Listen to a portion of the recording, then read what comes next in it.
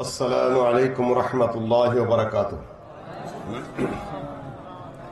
الحمد لله نحمده ونستعينه ونستغفره ونؤمن به ونتوكل عليه ونعوذ بالله من شرور أنفسنا ومن سيئات أعمالنا.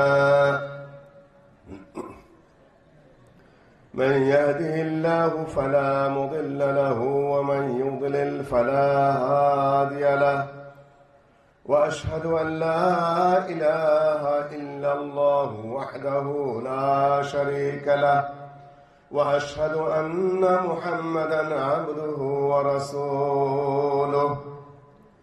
أما بعد فإن خير الحديث كتاب الله وخير الهدي هدي محمد صلى الله عليه وسلم وشر الأمور محدثاتها وكل محدثة بدعة وكل بدعة ضلالة وكل ضلالة في النار. أما بعد فأعوذ بالله من الشيطان الرجيم. واعبدوا الله ولا تشركوا به شيئا وبالوالدين إحسانا وبذي القربى واليتامى والمساكين والجار ذي القربى وجار الجنب والصاحب بالجنب وابن السبيل وما ملكت أيمانكم إن الله لا يحب من كان مختالا فخور.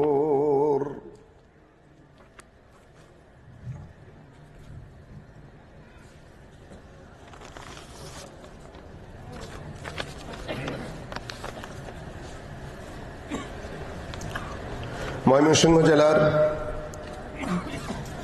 ত্রিশাল উপজেলার অন্তর্গত খাগাটি কেন্দ্র ঈদগাহ মাঠে আহলে হাদিস যুব সমাজের উদ্যোগে আয়োজিত দ্বিবার্ষিক ইসলামিক সম্মেলন, যা অনুষ্ঠিত হচ্ছে আজ 13 মার্চ রোজ জুমাবার, এর সম্মানিত সভাপতি সাহেব, যিনি ঈদগাহ মাঠের খতিব এবং ইমাম, এবং সহ সভাপতি সাহেব, যিনি খাগাটি জামতলী ফাজেল মাদ্রাসার গভর্নিং বোর্ডের সভাপতি, এর প্রধান অতিথি, বিশেষ অতিথিবৃন্দ এবং এই বিশাল ইসলামী জলসার আয়োজনে যারা উদ্যোগ নিয়েছেন, খাটনি করেছেন, সহযোগিতা করেছেন এবং ঈদগাহর সাথে সম্পৃক্ত অন্যান্য জনশক্তি, স্থানীয় রাজনৈতিক নেতৃবৃন্দ, সামাজিক নেতৃবৃন্দ, ধর্মীয় নেতৃবৃন্দ, দূর থেকে সমাগত, নিকট থেকে উপস্থিত নারী ও পুরুষ সর্বস্তরের শ্রোতৃমণ্ডলী এবং যারা বক্তব্য রেখেছেন, শেখ আনোয়ার হোসেন, ডক্টর ইমামউদ্দিন বিন আব্দুল বাসির, এবং পরিচালনা করছে, উপস্থাপন করছে শেখ কামরুজ্জামান শাকিল এবং আশরাফ সহ অন্যান্য ব্যক্তিবৃন্দ। এই খাগাটি জামতুল মাদ্রাসার নাম শুনেছিলাম আব্বার মুখে। 50-এর দশকে, অর্থাৎ 1950-এর দশকে তিনি এই মাদ্রাসার শিক্ষক ছিলেন। আমার আব্বার নাম ছিল মৌলানা শাইখুল ইসলাম। হয়তো বুড়া মুরব্বী যারা আছেন ওই যুগের 50-এর দশকের, টাঙ্গাইলের, হ্যাঁ চিনেন? আচ্ছা, যাই হোক, এখানে শিক্ষক ছিলেন, তার কাছে শুধু নাম শুনেছিলেন একবার, খাগাটি জামতুল মাদ্রাসা। অনেকদিন ধরে আমরা পড়াইছি। তাই? আচ্ছা। উনি প্রশংসা করতেন শেখ আহমদুল্লাহ রহমানী সাহেবের, একই সঙ্গে শিক্ষক ছিলেন এখানে। হ্যাঁ, সরিষাবাড়ি। উনি লাইব্রেরি ছিলেন ওখানে। আহমদুল্লাহ রহমান সাহেব শিক্ষকতা করছেন ওখানে, ওখানে যার শিক্ষকতা করেন নাই। আচ্ছা আচ্ছা, উনি ছিলেন সেই সময়তে অবস্থান করতেন। হাবিবুল্লাহ খান রহমানী, আহমদুল্লাহ রহমানী তখন ওখানে, উনি সেখানে শিক্ষকতা আর করেন, লাইব্রেরি ছিলেন ওখানে। তার কাছে নাম শুনেছি খাগাটি জামতলের, সেখানে নাম শুনেছিলাম শেখ আহমদুল্লাহ রহমানী, আপনাদের ময়মনসিংহের পৃথিবী বিখ্যাত আলেম, আব্বা বলতেন যে আমি তখন পাশ করে বেরিয়েছি, যখন যে বিষয়ে জিজ্ঞাসা করতাম শেখ আহমদুল্লাহ রহমানী আটকেতেন না, বরঞ্চ ইসলামী বিদ্যার প্রত্যেক শাস্ত্রে মুখস্থ প্রত্যেকটা লাইনের প্রত্যেকটা বলে দিতে পারতেন। এত বড় আলেম শেখ আহমদুল্লাহ রহমানী। হ্যাঁ, আচ্ছা, শেখ আব্দুল্লাহ ওয়াহিদ মাদানী। ওনার ছেলে আচ্ছা আচ্ছা, আলহামদুলিল্লাহ। রহমান সাহেবের ছেলে। ভাগ্য যে সেই এলাকায় ওয়াজ করতে এসেছি। আব্বা মারা গেছেন অনেকদিন আগে। গ্রামে গেলেও যেরকম চোখ দিয়ে পানি আসে, এখানে এসেও যেমন স্মৃতি কাতর হয়ে পড়েছি। এখানে আব্বা এক সময় শিক্ষকতা করেছেন। যাই হোক, আমাকে কেউ একজন ফোনে বলেছিলেন কর্তৃপক্ষের আলোচনা করতে হবে হকের উপরে, হকুল ইবাদ, মানুষের অধিকার। আমার ছোট ভাই অনুজ প্রতিম ডক্টর ইমাম উদ্দিন বিন আব্দুল বাসির অত্যন্ত উচ্চ শিক্ষিত, বলিষ্ঠ কণ্ঠে আপনাদের সামনে নারী, পর্দা, তাদের অধিকার ইত্যাদি নিয়ে বক্তব্য রেখে গেলেন। আমি ইনশাআল্লাহ সীমিত সময়ের মধ্যে আপনাদের সামনে অধিকার নিয়ে কথা বলবো। আপনারা একটু ধীর স্থির ভাবে বসে যান।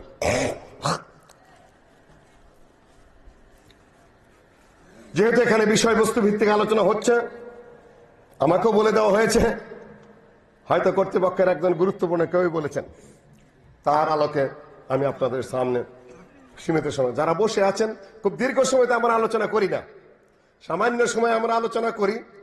আমরা সেই ইবনে ফজলের মতো 60 ঘন্টা আলোচনা করি না, আমরা সেই বর্ধমানী সাহেবের মতো 2.5 ঘন্টা 3 ঘন্টা আলোচনা করি না, আমরা মৌলানা আনিসুর রহমান 30 আলী সাহেবের মতো 1-1.5 ঘন্টার আলোচনার বক্তা।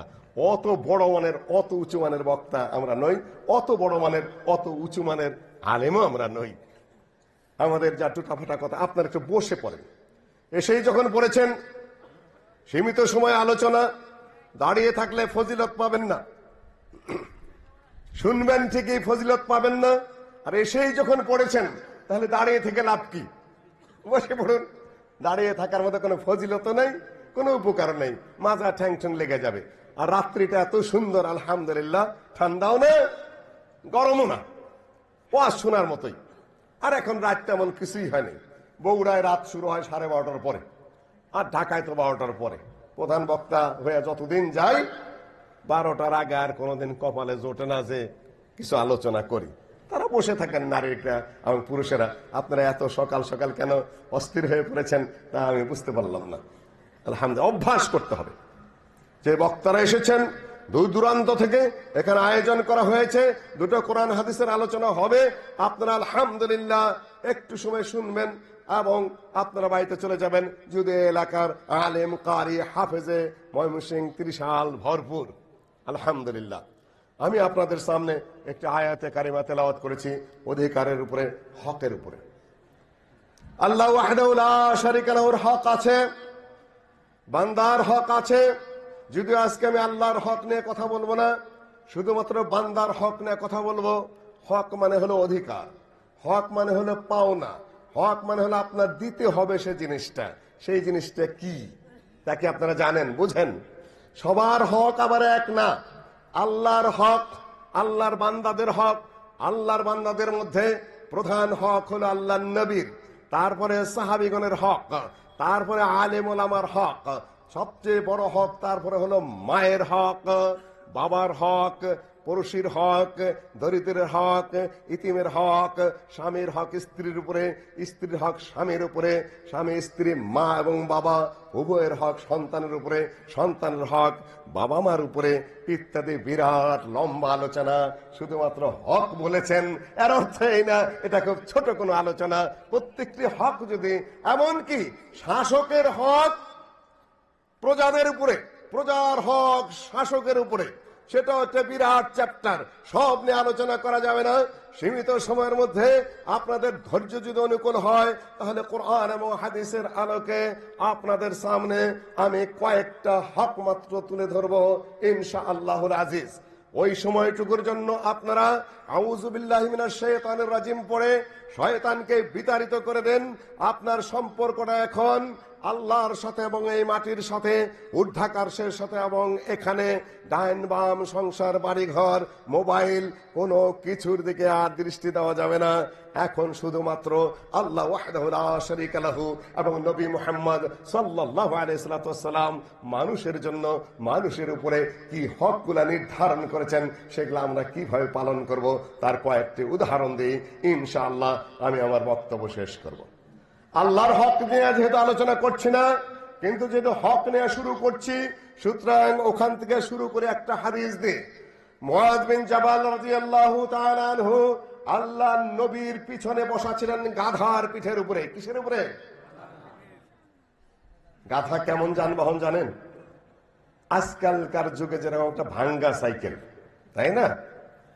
এখন তো আমরা সাধারণ বক্তারাও কি করে, কারে, প্রাইভেট কারে আসি। আমরা যখন ঢাকায় পড়াশোনা করি, ঢাকায় হয়তো প্রেসিডেন্টের একটা কার ছিল, প্রধানমন্ত্রীর একটা কার ছিল, প্রধান বিচারপতির একটা কার ছিল, তারপরে ভাইস চ্যান্সেলর একটা কার ছিল। ঢাকা বিশ্ববিদ্যালয়ে খেলতে গেলাম আলিয়া মাদ্রাসা থেকে, আমার সাথে অ্যাক্সিডেন্ট করে একজনের হাত ভেঙে গেল, গোটা বিশ্ববিদ্যালয়ে একটা প্রাইভেট কার নাই, ভাইস চ্যান্সেলর একটা কার। সেইটা দিয়ে কোন রকম হাসপাতালে নিয়ে যাওয়া হলো, চিকিৎসা ব্যবস্থা সেখানে হলো না, তারপরে তাকে নিয়ে আসা হলো, চিটাগাঙ্গের ছাত্র ছিল, এই ছিল প্রাইভেট কার। আর এখন আলহামদুলিল্লাহ আমরা বক্তারাই কি করি, কার নিয়ে সবাই আসতেছি, প্রাইভেট কার, তাই না? আল্লাহ নবী এই প্রাইভেট কারও না, তারপরে ধরুন রিক্সাও না, তারপরে ধরুন আপনি বাসও না, বিমানও না, কিসের উপরে চড়েছেন? গাধা হলো ভাঙ্গা একটা সাইকেলের মতো যানবাহন আরব দেশে, সেইটার পিঠে আল্লাহর রসুল বসেছেন। গাধার পিঠ কত বড়, ছোট্ট একটা পিঠ, তার পিছনে তিনি মুআয বিন জাবাল রাদিয়াল্লাহু তাআলা আনহুকে বসিয়েছেন। কত দূরে? একদম কাছে না? ওখান থেকে ডাক দিচ্ছেন, ইয়া মুআয, হে মুআয। মুআয বলছেন, লাব্বাইকা ওয়া সা'দাইকা ইয়া রাসূলুল্লাহ, হে আল্লাহর রাসূল আমি উপস্থিত, আপনার কি খেদমত করতে হবে বলুন। নবী সাল্লাল্লাহু আলাইহি ওয়াসাল্লাম যেন শুনতেই পান নাই, আবার ডাক দিচ্ছেন, ইয়া মুআয, হে মুআয। মুআয রাদিয়াল্লাহু তাআলা আনহু বলছেন, লাব্বাইকা ওয়া সা'দাইকা ইয়া রাসূলুল্লাহ, হে আল্লাহর রাসূল আমি উপস্থিত, হাজির, কি খেদমত করতে হবে বলুন। আল্লাহ নবী যেন শুনতেই পেলেন না, আর ও জোরে ডাক দেয়া বলছেন, ইয়া মুআয বিন জাবাল, হে জাবালের পুত্র মুআয। বাপের নাম ধরে বলছে এখন, জাবালের পুত্র মুআয। মুআয রাদিয়াল্লাহু তাআলা আমি তো ভয় পেয়ে গেলাম, কাছে বসে আছি, দুইবার ডাক দিলেন, জবাব দিলাম, তারপরে আল্লাহ নবী আবার আমার বাপ শুদ্ধা চিৎকার করে ডাক দিচ্ছেন। ঘটনা কি? আমি বললাম, ইয়া রাসূলুল্লাহ আমি তো উপস্থিত, কি খেদমত করতে হবে বলুন, আমি কি করব? আল্লাহ নবী বলছেন, শোনো, আতাদরি মা হাক্কুল্লাহি আলাল ইবাদ, তুমি কি জানো আল্লাহর কি পাওনা, আল্লাহর কি হক, আল্লাহর কি রাইট তার বান্দাদের উপরে? সৃষ্টি তো করেছেন কে? আল্লাহ। তাহলে তার একটা অধিকার আছে না আপনাদের উপরে? আল্লাহর বান্দাদের উপরে আল্লাহর একটা অধিকার আছে, একটা চাওয়া আছে, একটা পাওনা আছে, একটা হক আছে, একটা রাইট আছে, একটা অধিকার আছে। সেটা কি? মুআয বিন জাবাল রাদিয়াল্লাহু তাআলা আনহু বলছেন, জানা থাকলেও তার বলতে সাহস পান না। 3 বার ডাক দিয়ে প্রশ্ন করেছেন আল্লাহর নবী। তাহলে প্রশ্নটা কত গুরুত্বপূর্ণ আর উত্তরটা কত গুরুত্বপূর্ণ। আমি কিন্তু হক নিয়ে কথা বলছি আপনাদের সামনে। মুআয রাদিয়াল্লাহু তাআলা আনহু বললেন, আল্লাহু ওয়া রাসূলুহু আলাম, আল্লাহ এবং তার রাসূলই ভালো জানেন। তিনি ভয় পেয়ে গেছেন, আতঙ্কিত হয়ে পড়েছেন, বলছেন আল্লাহ এবং তার রাসূলই ভালো জানেন। রাসূলুল্লাহ সাল্লাল্লাহু আলাইহি ওয়াসাল্লাম বলছেন, হাক্কুল্লাহ আলাল ইবাদ, আল্লাহর অধিকার, আল্লাহর হক এবং তার পাওনা হলো তার বান্দাদের উপর আইয়াবুদু ওয়া লা ইউশরিকু বিহি শাইআ, তারা আল্লাহর ইবাদত করবে কিন্তু ইবাদতের মধ্যে কাউকে শরীক করবে না। এটা হলো আল্লাহর কি 1 নম্বর পাওনা, 1 নম্বর হক। কি করবে? ইবাদত করবে আল্লাহ, আর তার সাথে কাউকে কি করবে না? শরীক করবে না। শিরিক বিহীন ইবাদত না শিরক সহ ইবাদত? অনেকেই ইবাদত করে তার সাথে শিরিক করে, ইবাদত হবে? আল্লাহ নবী পরিষ্কার বলে দিয়েছেন শিরক বিহীন ইবাদত করবে। তারপরে জিজ্ঞাসা করছেন আতাদ্রি মা হাক্কুল ইবাদে আলাল্লাহ, আল্লাহর কাছে বান্দার চাওয়াটা কি, কি পেতে পারে? আল্লাহ তো বাধ্য না, নাকি বাধ্য? বান্দা বাধ্য, কিন্তু আল্লাহ কি না? আল্লাহ বাধ্য না, আল্লাহর ইচ্ছা। আল্লাহ কি দিতে পারেন বান্দাকে? বান্দার কাছে বান্দা আল্লাহর কাছে কি চাইতে পারে? আপনারা কি মনে করেন? আল্লাহ পাক কাউকে জাহান্নামে ঢুকাবেন না যদি তার সাথে শিরক না করে। এটা হলো কি? এটা হলো আল্লাহ ইউআযযিবু আহাদান। যে ব্যক্তি আল্লাহর সাথে শিরক করবে না, যে ব্যক্তি আল্লাহর সাথে অংশীদার ঠহরাবে না, দিবেন না, জাহান্নাম থেকে বাঁচিয়ে দিবেন। জান্নাতের কথা কিন্তু এখানে বলেন নাই, শুধু বাঁচাবেন এই পর্যন্ত বলেছেন। আল্লাহর এটা হলো বান্দার কাছে কি হক? প্রধান হক। নবী মুহাম্মদ সাল্লাল্লাহু আলাইহি সাল্লামের হক নিয়ে আমি কথাই বলবো না, শুধু এতটুকু দৃষ্টি আকর্ষণ করে যাব। নবী মুহাম্মদ সাল্লাল্লাহু আলাইহি সাল্লামের হক আল্লাহর পরেই রয়েছে। আপনারা তিনি যা নিয়ে এসেছেন সকল কিছুর উপরে ঈমান আনবেন, তার সুন্নতের ইত্তেবা করবেন, তাকে মেনে চলবেন, কোনো বিদআত করবেন না, তার হুকুম যা আছে তার বাইরে যাবেন না। এটা হলো নবী মুহাম্মদ সাল্লাল্লাহু আলাইহি সাল্লামের প্রধান হক। আল্লাহ নবীর সুন্নত রয়ে গেছে, আল্লাহ নবীর বিধিবিধান রয়ে গেছে, আল্লাহ নবীর সহিহ হাদিস রয়ে গেছে। আপনি ঘাড় বেঁকা করে শখে শখে নিজে ইবাদত বানাচ্ছেন, মিলাদ বানাচ্ছেন, খতম বানাচ্ছেন, শবে বরাত বানাচ্ছেন, তাবিজ বানাচ্ছেন, আর বলছেন এটা আল্লাহ নবীর সুন্নত। আল্লাহ নবীর সাথে বেঈমানি করছেন, বেয়াদবি করছেন, আল্লাহ নবীর অধিকার আপনি রক্ষা করছেন না। আল্লাহ নবীর হক। আবু বকর একটাই উদাহরণ দিয়ে আমি চলে যাব, কেননা আলোচনার প্রত্যেকটা মধ্যে একটা দুইটা উদাহরণ আপনাদের সামনে পেশ করবো ইনশাআল্লাহ। আল্লাহ নবীর হক। আবু বকর রাদিয়াল্লাহু তাআলা আনহু খলিফা হলেন। খলিফা হওয়ার পরে একটা ভাষণ দিলেন, লম্বা ভাষণ, আমি আপনাদের সামনে উপস্থাপন করছি না। আবু বকর রাদিয়াল্লাহু তাআলা আনহুর ভাষণের একটি অংশ হলো ইন্নামা আনা মুত্তাবি লাস্তু মুবতাদিআন। আমি শুধু অনুসরণ করে যাব, আল্লাহ নবীর ইত্তেবা করে যাব, আমি বেদাত করব কিছুই করব না।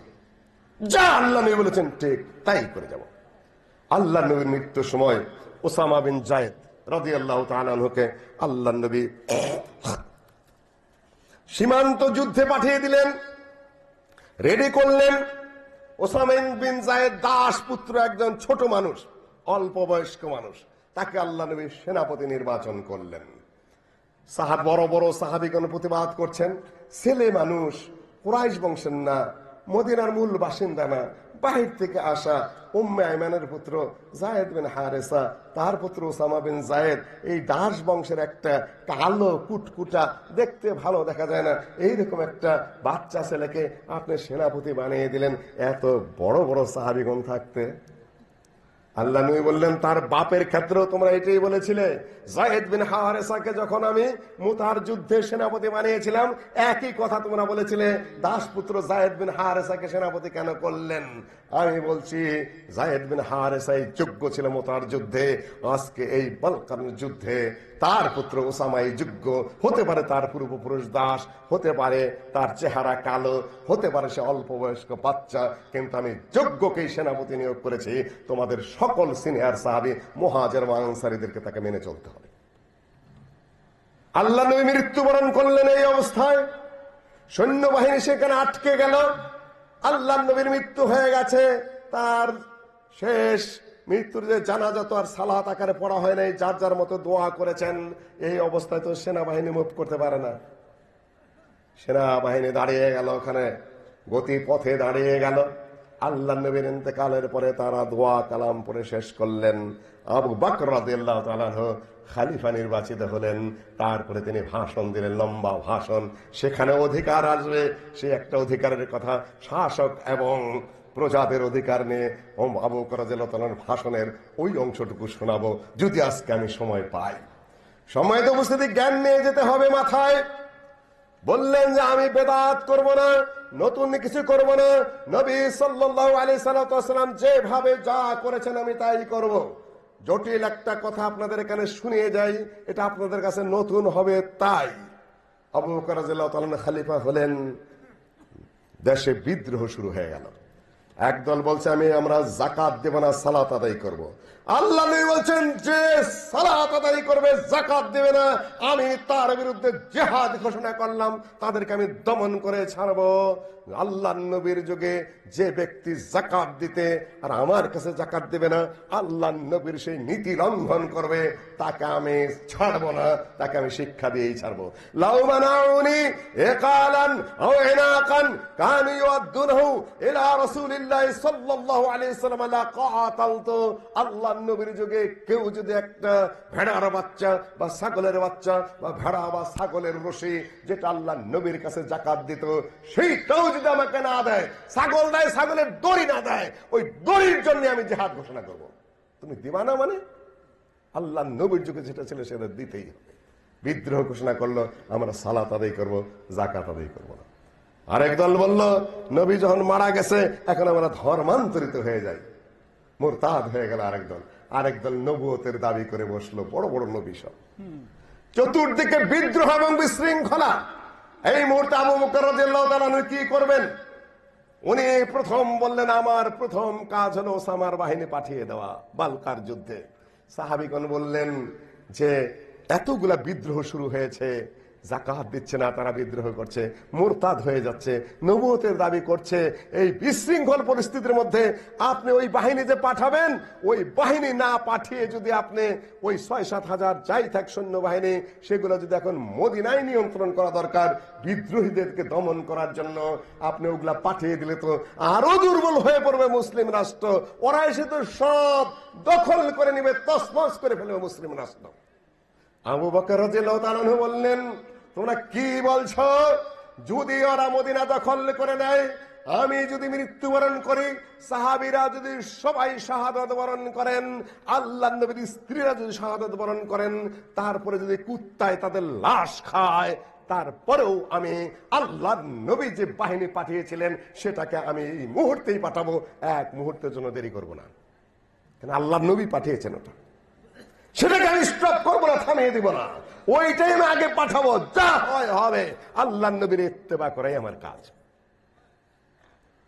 আগে রওনা হলেন বাচ্চা ছেলে ওসামা, দাসপুত্র রাজবংশের ছেলে, উটের পিঠে আবু বকর রাদিয়াল্লাহু তাআলা হেঁটে হেঁটে যাচ্ছেন। ওসামা বলছেন, ইম্মা আন তারকাব আও আনসির, হে খলিফাতুল মুসলিমিন, হয় আপনি উটের উপরে চড়েন, না হলে আমি নেমে যাই, আপনার সামনে আমি উটের পিঠে বসে থাকতে পারবো না। ওসামা আবু বকর রাদিয়াল্লাহু তাআলা বলছেন, তুমি বুঝো না আমি কি করছি? আল্লাহর নবী তোমাকে সেনাপতি বানিয়েছেন, তোমার সম্মান করা আমার কর্তব্য। সাহাবীদের মধ্যে কিছু কিছু কথা আছে, তুমি যাতে সেনাপতি না হও, সেনাপতির যোগ্য না, আমি দেখিয়ে দিচ্ছি, আমি খলিফাতুল মুসলিমিন হেঁটে যাচ্ছি তোমাকে উটের উপর চড়িয়ে নিয়ে, যাতে তারা বোঝে যে আল্লাহর নবীর দেওয়া নির্ধারণ করা সেনাপতির মর্যাদা কতটা। বেশ কয়েক মাইল হেঁটে গিয়ে তাকে দিয়ে আসলেন। আল্লাহর রহমতে সুন্নতের উপরে ইত্তেবার কারণে সকল বিদ্রোহ দমন হয়ে গেল, আল্লাহ রহম করলেন এবং বালকার যুদ্ধেও জয়লাভ করে ওসামা ফিরে আসলেন। নবীর হক আদায় করা, আর বেশি কিছু বললাম না এখানে। এখন আসুন হকের ক্ষেত্রে, হকের রাসূল আমি আর কথা বলবো না। একজন মুসলমানের আরেকজনের মুসলমানের উপরে কয়টা হক আছে? লিল মুসলিমি আলাল মুসলিমি সিত্তু হুকুক, খামসু হুকুক, অনেকগুলা হক রয়েছে। এক নম্বর হলো, শুরু করে আমি আপনাদের সামনে খুব সংক্ষেপে, আমার পাড়ি দিয়ে যেতে হবে। দেখা হলে কি করবেন?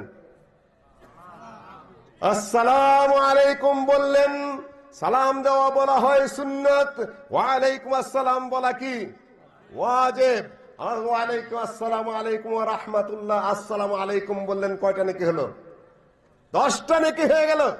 আসসালামু আলাইকুম ওয়া রাহমাতুল্লাহ বললেন, কয়টা নেকি হলো? 20টা নেকি হলো। আসসালামু আলাইকুম ওয়া রাহমাতুল্লাহি ওয়া বারাকাতুহু বললেন, কয়টা নেকি হলো? 30টা। ইবনে ওমর রাদিয়াল্লাহু তাআলা আনহু একজন জুনিয়র সাহাবী কিংবা তাবেঈকে বলছেন, চলো হাটে যাই। উনি বলছেন, হাটে যায় কি করবেন? আপনি তো কিছু কেনাকাটা করেন না, বুজুর্গ মানুষ, ওদের কেনাকাটা করি না সেটা অন্য কথা, কাজ আছে চলো যাই। যে কি করবেন, যে দেখো কি করে, হাটে যাইয়া খালি আসসালামু আলাইকুম আসসালামু আলাইকুম আসসালামু আলাইকুম। ইবনে ওমরের মতো মানুষ হাটে গিয়ে শুধু সালাম দিচ্ছে আর সালাম দিচ্ছে, সালাম দিচ্ছে। এই গলি ও গলি ঘুরছেন, আর গলির মুখে রাস্তায় রাস্তায় ঘুরছেন, আর হাটের মানুষদেরকে আসসালামু আলাইকুম আসসালামু আলাইকুম আসসালামু আলাইকুম বলছেন। বললেন যে এই কাজ করলে কি লাভ? যে আল্লাহর নবী বলেছেন যতটা বার সালাম দেবে ততটা করে 10টা নেকি হবে, আর মানুষের মধ্যে শান্তির বার্তা ছড়ে যাবে। আসসালামু আলাইকুম অর্থ কি? তোমার উপরে শান্তি অবতীর্ণ হোক, না গুড মর্নিং গুড ইভিনিং। দেখা হলে কিবা আসুন, আমাদের টাঙ্গাইলের ভাষা, ময়মনসিংহের ভাষা কি? হ্যাঁ হ্যাঁ, কিরম আছেন? টাঙ্গাইলে হলে কিবা আসুন। এই তো মধুপুর গোপালপুরে আমার বাড়ির জন্মভূমি। কিবা আসুন, তাই না? কিবা আসুন গো, না হলে ভালো আসুন নি গো। আসসালামু আলাইকুম ভুলে যায়। আসসালাম আলাইকুম, আল্লাহ নবী বলেন এখান থেকে গেলে, যাওয়ার পরে ঘুরে আসলে এসেই তুমি সালাম দেবে। একটা গাছের আড়াল থেকে আসলে তুমি ওইখানেই সালাম দেবে। এটা মুসলিমের হক, এটা মুসলিমের অধিকার। ইউসাল্লিমুস সাগীরু আলাল কাবীর, ছোটরা বড়দেরকে সালাম দেবে। ওয়া রাকিবু আলাল মাশি, যে ব্যক্তি সোয়ারিতে যাচ্ছে, যে হাঁটছে তাকে সালাম দেবে। যে ব্যক্তি দাঁড়িয়ে আছে, সে ব্যক্তি যে বসে আছে তাকে সালাম দেবে। মনে থাকবে তো? এটা মুসলমানের হক, মুসলমানের অধিকার। আমি শুধু অধিকার নিয়ে কথা বলবো খুব সংক্ষেপে আপনাদের সামনে। মাথায় নিয়ে যান, এটা কিন্তু মুসলিমের অধিকার। এটা আপনার বদান্যতা শুধু নয়, এটা শুধুমাত্র আপনার ভদ্রতা নয়। মনে করলেন ভদ্রতা না করলাম কি হলো, আপনি তাকে অধিকার থেকে বঞ্চিত করলেন এবং আপনি নিজের অধিকার থেকে বঞ্চিত হলেন। সালাম দিলে তিনি ওয়ালাইকুম আসসালাম বলবেন, তাই না? আর সমাজে যত সালাম দিবেন আল্লাহর পক্ষ থেকে তত রহমত, তত বরকত নাযিল হবে। যদি আপনি আসসালামু আলাইকুম বলেন, তারপরে যদি মুসাফা করেন, তারপরে তার জন্য যদি গুনাহ মাফের দোয়া করেন, গাছের পাতা ঝরা পাতার মতো আপনার গুনাহ ঝরে যায়। এই হকটুকু আপনারা দিতে পারবেন না, সালামের প্রচলন ঘটাতে পারবেন না। তবে আলহামদুলিল্লাহ মোবাইলে কিন্তু অনেক সালাম দেয় আজকাল দেখি, সম্ভবত আহলে হাদিস আলেমদের ওয়াজের ঠেলায়, তাই না? হ্যালো না, হ্যালো আবার কিসের হ্যালো? তো পরবর্তী ব্যাপার। বলা হয়ে থাকে গ্রাহাম বেল, যিনি সর্বপ্রথম মোবাইল বা ফোন আবিষ্কার করেছিলেন, তার প্রেমিকাকে প্রথম ওই ওই ঈদে ফোন দিয়ে তাকে হ্যালো বলে ডাক দিয়েছিলেন। আমি বাস্তবতা জানি না, আমি পত্রিকায় পড়েছি। আপনি কোন প্রেমিকাকে ডাক দিচ্ছেন হ্যালো বলে? শুরু করবেন আসসালামু আলাইকুম, আবার আকামে ফোন করবেন না, বেহুদা কথাবার্তা বলবেন না, কারণ ওই পয়সাটার হিসাব দিতে হবে। আপনি কি কারণে ফোন করলেন? ফোনে তো বিল উঠতেছে, ওটা তো এমনি না। খালি মুখেও যদি বাজে কথা বলেন, আমি ঘরে শুয়ে শুয়ে ওয়াজ শুনেছি, আমি কিন্তু খুব ওয়াজ শুনি, আমি বলে দিতে পারি কোন বক্তা কোন ওয়াজ করেছেন। অপ্রয়োজনীয় কথাবার্তা এমনিতেই তো বলা নিষেধ। মোবাইলের মধ্যে পয়সা খরচা করে অপ্রয়োজনীয় কথা বলছেন। আর মোবাইলে ক্ষতি আছে, কানের ক্ষতি, ব্রেনের ক্ষতি, স্নায়ুর ক্ষতি, হার্টের ক্ষতি। বাম দিকে যদি মোবাইল রাখেন, অবশ্যই আপনি কয়েক বছর পরে হার্টের রোগী হবেনি। যদি রানের আশপাশে রাখেন, কিছুদিনের মধ্যে আপনার যৌন সমস্যা দেখা দেবে। মোবাইল এত ক্ষতিকর। কাজে একদিকে পয়সা নষ্ট করলেন, খামাখা বাজে কথা বলে, অশ্লীল কথা বলে তো গুনাহ হবে। আপনি আপনার স্বাস্থ্যের ক্ষতি করলেন, আল্লাহর কাছে ডবল জবাব দিতে হবে। এই মোবাইলের মধ্যে আকারে বাজে কথা বলে বলে তুমি পয়সা নষ্ট করলে কেন? প্রত্যেকটা পরিবারে দৈনিক 100-200 টাকা করে খরচা বেড়ে গেছে শুধু মোবাইলের অপ্রয়োজনীয় কথা বলার কারণে। ওয়াজ মাহফিলে আসি, স্যার কোথায় আছেন এখন? ওস্তাদজি কোথায় আছেন? যে আমি এখন ভালুকাতে আছি। ভালুকাত থেকে আপনাদের এই জায়গা বেশি দূর? শুরু হবে 10 দিক থেকে ফোন। হুজুর আইতেছেন তো, স্যার আইতেছেন তো, কখন এসে পৌঁছবেন? আমি বলি যে ভালুকার থেকে এখানে আইসা পুষতে কতক্ষণ লাগে? মোবাইল আছে বলেই 10 দিকটা তোমার পেশাল পাঠতে হবে। 10টা ফোন ধরতে আমার সমস্যা হয় না? আমার কানের সমস্যা হয়, আমার ব্রেনের সমস্যা হয়। তাহলে তুমি যদি এক জায়গার থেকে এখান থেকে আইতে বড় জোর 20 মিনিট টাইম লাগে, 20 মিনিট পর তুমি যদি এখান থেকে 10টা ফোন করো, সারা বাংলাদেশে কি পুরান ফোন আসে? এ কি মানুষ নাকি? বাঁচবে নাকি মানুষ? আছে ফোন টিপতে থাকে অপ্রয়োজনে। ছোটকালে দেখতাম যে আব্বা যখন সবার আয়োজন করতেন আমাদের টাঙ্গাইল জেলার গোপালপুর থানার ভাদুসর গ্রামে ইবনে ফজল সাহেব, আল্লামা ইবনে ফজল সাহেবের নামে একটা মানি অর্ডার পাঠিয়ে দিতেন, হয়তো 10 টাকা 15 টাকার, নাহলে 25 টাকার। তখনকার 25 টাকা তো এখন প্রায় 15,000 টাকা। ইবনে আবু তাহের বর্ধমানী সাহেবকে একটা পাঠিয়ে দিতেন, আলহামদুলিল্লাহ বক্তারা জানা নাই কোয়া নাই, একটা ঘোড়ার গাড়ির মধ্যে সইরা আস্তে আস্তে জকর জকর করে দেখা গেল যে আসরের সময় বা মাগরিবের সময় এসে উপস্থিত। শেষবারের মতো ইবনে ফজল যখন আমাদের গ্রামে আসলেন, আমি তখন সৌদি আরবে পড়ি, তখন ক্যাসেট শুনলাম। ক্যাসেটে বলেছেন যে আপনাদের গোপালপুরের শ্রী গোপালের যা মহিমা, তার ভাষা, রাস্তায় মাটি কাটা হয়েছে, একটা রিক্সা পাই না, হেঁটে আসতে পারি না। ছোটকালে হাডুডু খেলে ঠ্যাং একটু বেঁকা ছিল, একটু ল্যাংড়া ল্যাংড়া হাঁটতেন, হেঁটে আসতে পারি না আমি, একটা রিক্সা পাই না, গাড়ি পাই না। পাইলাম একটা রিক্সা, কোন রকম ভাঙা রাস্তা, রিক্সা কখন আমার ঘাড়ে চাপে, আমি কখন রিক্সার উপরে চাপি, অর্থাৎ রিক্সা ধাক্কাইতে হয় মাঝে মধ্যে ঠ্যাং না। তারপরে তো এসে কোন রকম পৌঁছালাম, আলহামদুলিল্লাহ হাজির বান্দার গুনাহ মাফ। রাত তো মেলা হয়ে গেছে, এখন আমি আর কি ওয়াজ করব। সেই সন্ধ্যা থেকে এই পর্যন্ত ওয়াজ শুনতে শুনতে আপনারা অস্থি মজ্জা লেজ্জ পেয় ভোজ্য, মানে বাংলা যখন শুরু করতেন উনি লেজ্জ পেয় ভোজ্য সব গলধকরণ করে ফেলেছেন। এখন আর আপনাদের ওয়াজের ক্ষুধা নেই। আমার এখন একটু কাজ হলো 2-1টা পানের খিলে দেওয়া, আর হারাবে না। আল্লাহ পাক তাকে জাহান্নামে, তার নাম হলো বুরহানি, হাজেমার জন্য খুব ভালো কাজ করে। আমি একটু পান টান দিয়ে বুরহানি দিয়ে বিদায় হতে চাই। তারপর তো শুরু করলেন এক টানায় 3.5 ঘন্টা শুনেছি আমি। স্যার যখন আমাদের ভাদুসর গ্রামে আসলেন, এসে পড়তেন, তারা একটা মোবাইলের দরকার পড়তো না, একটা ফোনেরও দরকার পড়তো না, আমানত শুধু জানিয়ে দিতেন ওনারা একটা চিঠির মাধ্যমে, আপনার মানি অর্ডার পেয়েছি, ইনশাআল্লাহ সময় মতো উপস্থিত হব। আলহামদুলিল্লাহ এখন মোবাইল হয়েছে, আবার হুজুরেরাও একসাথে 3 দাওয়াত নেন, রাস্তার থেকে দাওয়াত নেন, আর এক জায়গায় আবার বেশি পয়সা পান কিনা, ওইখান থেকেই বলে যে আমি অ্যাক্সিডেন্ট হয়েছে, কিছুই হয় নেই।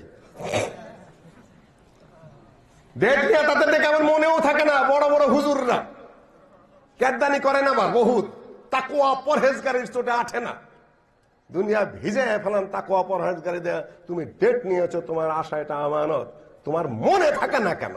তোমার খাওয়া মনে থাকে, তোমার পড়া মনে থাকে, তোমার ঘুম মনে থাকে, সাদগা কালেকশন তোমার মনে থাকে, পৃথিবীর সব মনে থাকে, তুমি ডেট নিয়েছো, এটা তুমি ভুলো কেন? তুমি বুজুর্গিগিরি করো, মানে বহুত বুজুর্গ এরকম বাইরে পড়ছে, আর মানুষ তেল মাখতেই থাকে। সম্মানিত উপস্থিতি, নিলে নাও, না নিলে না করে দাও, তারপর মনে রাখার চেষ্টা করো। তারপর তো 1-2 বার যোগাযোগ করবেন ইনশাআল্লাহ আজিজ। জীবন যদি থেকে থাকে, সুস্থ থাকো, ইনশাআল্লাহ জায়গা মতে দিয়ে উপস্থিত হবে। তোমার পিছনে ডেট নেওয়ার পরে দৈনিক জ্ঞানের জ্ঞান করতে হবে কেন? তুমি নিজেকে কি মনে করো? ফাজলামের একটা সীমা থাকা দরকার আছে মানুষের। আমরা ওয়াজ করে বেড়াই না, আমরা ওয়াজ করে বেড়াই না, সপ্তাহে 1-2টা ওয়াজ করতাম। এবার চাকরি বাকরি নাই, এবার একটু বেশি নেমেছি। সম্মানিত উপস্থিতি, হক নিয়ে কথা বলছিলাম। 6টা হক আছে। সালামের হক আছে একটা। 2 নম্বর হলো তাশমিতুল আতিস। বসে আছেন, হাঁচি দিল, তাহলে আপনি কি বলবেন? কি বলবেন আপনি? আলহামদুলিল্লাহ, আল্লাহর জন্য প্রশংসা। একটা হাদিস আছে মোটামুটি গ্রহণযোগ্য, আদমের রূহ যখন নাক পর্যন্ত পৌঁছে গেল তখন তিনি হাঁচি দিলেন। হাঁচি দেওয়ার পরে কি বললেন? আলহামদুলিল্লাহ বললেন। আলহামদুলিল্লাহ মানে কি? সমস্ত প্রশংসা আল্লাহর জন্য। ব্যাখ্যায় আমি যাব না, একটা কথা শুধু বলে, একটা হাদিস শুধু শুনে যাই। আলহামদুলিল্লাহ তামলাউল মিজান। নারীরাও ঠিক মতো শুনে রাখুন, যে ব্যক্তি সোয়াবের নিয়তে একাগ্রভাবে বিনয়ের সাথে একবার আলহামদুলিল্লাহ পাঠ করে, মিজানের পাল্লা সোয়াবে ভরপুর হয়ে যায়। বলুন সুবহানাল্লাহ। বলতে বলি নাই, বলতে বলেছি কি? আলহামদুলিল্লাহ বলে ফেলেছেন, সুবহানাল্লাহ। সুবহানাল্লাহর ব্যারামে ধরে গেছে, তাই না? আপনাদেরকেও ধরেছে, অন্যদেরকেও ধরেছে। সুবহানাল্লাহ তিন প্রকার। এক প্রকার হলো বক্তা হাসাকক মিসাকক তার সমর্থন দেওয়ার সুবহানাল্লাহ। দুই নম্বর হলো আরবেরা আশ্চর্য হয়ে গেল বলে সুবহানাল্লাহ, এরকম কথা। তিন নম্বর সুবহানাল্লাহ হলো যেটা একাগ্রভাবে সোয়াবের নিয়তে পড়া হয়, সেই সুবহানাল্লাহ। আর একটা সুবহানাল্লাহ হলো কি, লম্বা ব্যাখ্যা আছে, যেটা আসল সুবহানাল্লাহ সেটা আর আমি আপনাদেরকে বললাম না। সুবহানাল্লাহ তামলাউ মা বাইনাস সামাই ওয়াল আরদ। একবার আল্লাহর কোন বান্দা যদি সোয়াবের নিয়তে একাগ্রভাবে বিনয়ের সাথে সুবহানাল্লাহ পাঠ করে, আসমান জমিনের মধ্যে যত খোলা শূন্য জায়গা আছে সম্পূর্ণ সোয়াবে পরিপূর্ণ হয়ে যায়। এখন বলুন সুবহানাল্লাহ। বাজে সুবহানাল্লাহ নিয়ে আমি আলোচনার সুযোগ নেই আজকে, অন্যদিন বলবো, যেদিন বেদাত নিয়ে আলোচনা করবো ইনশাআল্লাহ আজিজ। হাঁচি দেওয়ার পরে আলহামদুলিল্লাহ সবাই বলবে তো? বলে না?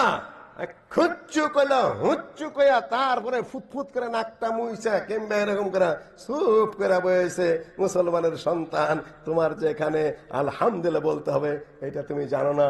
নিজের হক থেকে নিজে বঞ্চিত হলে অপরকেও বঞ্চিত করলে, যখন আলহামদুলিল্লাহ পাঠ করলো, যে হাসি দিল, যে শুনলো, সে কি বলবে? ইয়ারহামুকাল্লাহ, আল্লাহ তোমাকে কি করো, রহম করো। দোয়া শেষ হলো না, এইটা শুনে যে হাসি দিল সে আবার কি বলবে? ইয়াহদিকুমুল্লাহ ওয়া ইউসলিহু বালাকুম, আল্লাহ তোমাকে হেদায়েতের উপর কায়েম রাখুক এবং তোমার পরিণতি কি করুক, উত্তম করুন। এটা কিন্তু দুইজনের হক চললো। বলবেন না এমনি কিছু কথাবার্তা হইল না, সওয়াব আছে, এটা ওনার হক। ইয়াদাতুল মারিদ, অসুস্থ রোগীকে দেখতে যাওয়া।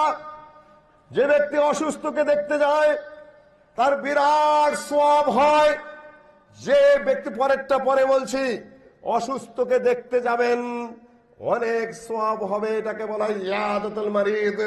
আল্লাহর নবী এমন কোন অসুস্থ নাই যে অসুস্থ হয়ে পড়েছে আল্লাহ নবী জানতে পারেছেন অথচ তার জিয়ারত জান নাই, এমন ঘটনা আল্লাহ নবীর জীবনে খুব কমই ঘটেছে।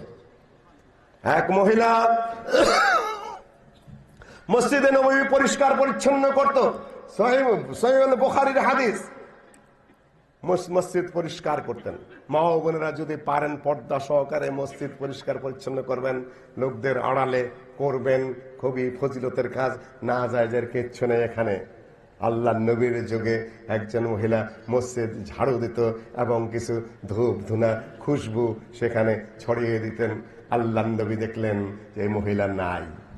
সাহাবীদেরকে জিজ্ঞাসা করলেন এই মহিলা গেল কোথায়? সাহাবীগণ বললেন যে উনি তো মারা গেছেন, যে তোমরা জানাজা করে ফেলেছো।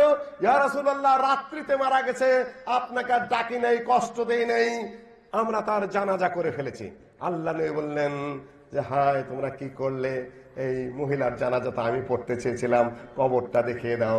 আল্লাহ নবীকে কবর দেখিয়ে দেওয়া হলো। আল্লাহ নবী সেখানে গিয়ে জানাজা পড়ে দিলেন। আল্লাহ নবী জিজ্ঞাসা করলেন আজকে এমন কে আছো যে তাহাজ্জুদ পড়েছো, আজকে এমন কে আছো যে যাকাত দিয়েছো, আজকে কেমন কে আছো যে সাদকা করেছো, আজকে কে আছো যে রোগীর খেদমত করেছো? আবু বকর রাদিয়াল্লাহু তাআলা আনহু বলেন আমি সবই করেছি। একজন মানুষের থেকে সকল জবাব এসে গেল। এটা হলো ইয়াদাতুল মারিদ। এমন হিংসা বিদ্বেষ যে কেউ কাউকে দেখতেও যান না, খবরও নেন না, সেটা ইয়াদাতুল মারিদের লম্বা অধ্যায়। আমি আর সেদিকে আগাচ্ছি না, একটা দুইটা করে উদাহরণ দেব। মারা গেলে তার জানাজা পড়া। আল্লাহ নবী বলেন যে ব্যক্তি জানাজায় অংশগ্রহণ করলো এবং তাকে কবরে রেখে আসলো, তার 2 কিরাত পরিমাণ সওয়াব হলো। এক একটা কিরাতের ওজন হলো উহুদ পাহাড়ের সমান, কয়েক মাইল লম্বা আর বিশাল উঁচু। শুধু যদি জানাজায় অংশগ্রহণ করলেন 1 কিরাত সওয়াব হলো, আর যদি জানাজায় অংশগ্রহণ করে কবরস্থ করে ফিরে আসলেন আপনার 2 কিরাত সওয়াব হয়ে গেল এবং 2টা উহুদ পাহাড়ের সমান সওয়াব আপনার হয়ে গেল। এটা মুসলিমের হক। মরার সংবাদ পাইলে আপনি তার জানাজায় হাজির হওয়ার চেষ্টা করবেন, এটা তার অধিকার। আপনি মারা গেলেও আপনার সেটা পাও না। আপনি অন্যের জানাজায় যাবেন না, আপনার জানাজায় আরেকজন আসবে কেন? আপনি সেটা চাবেন কেন? জানাজার জামাত যত বড় হয় তত ভালো, যত মানুষ দোয়া করে তত ভালো। কোনো মানুষের জন্য যদি 40 জন মানুষ সাক্ষী দেয় যে এই লোকটা ভালো ছিল, ফেরেশতা আল্লাহর কাছে সেটা কবুল হয়ে যায় ভালো হিসাবে। ফেরেশতারা আমিন আমিন বলতে থাকে। কাজে কোনো মৃত্যুর ব্যাপারে কোনো খারাপ কিছু বলবেন না, কেন খারাপের উপরেই ফেরেশতারা কি আমিন আমিন বলতে থাকে। বহু হাদিস, সেগুলা নিয়ে আমি আর আলোচনা করছি না। মুসলমানের এটা কি? এটা হক। কয়টা হক বললাম? হ্যাঁ, হাঁচি দেওয়া, তারপরে কি বললাম? সালাম দেওয়া প্রথম বলেছে, তারপরে কি? রোগীর সেবা করা, তারপরে কি? জানাজা দিয়ে শেষ করে বাকি হক আর আমি বললাম না। এখন ডাইরেক্ট হকে চলে আসি। বাবা মার হক। বাবা মার হক। একজন জিজ্ঞাসা করছেন আল্লাহ রসুলকে, মান আহাক্কু বিহুসনি সাহাবাতি ইয়া রাসূলুল্লাহ, আমার সবচেয়ে উত্তম হক, আমার সবচেয়ে বেশি হকদার কে আমার জন্য? আল্লাহ নবী বলেন, উম্মুকা, তোমার মা। আবার বললেন যে কে? তারপর কে?